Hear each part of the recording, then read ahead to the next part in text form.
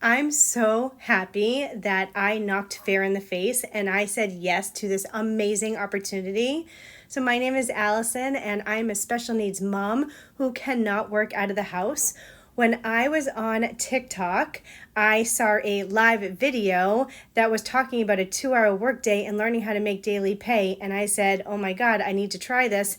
And I am so happy that I did because I am literally not even 2.5 months in. I made $13,000, $13,000 as a complete newbie. And I stink at technology. So I was so scared that I was going to need technology. I did not.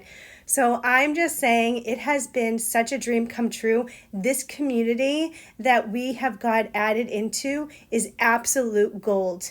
Everybody wants everybody to win, and it's nothing like I've ever seen before.